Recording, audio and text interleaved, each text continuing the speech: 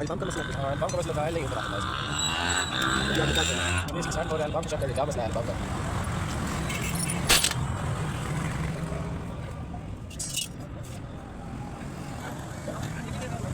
वाह जी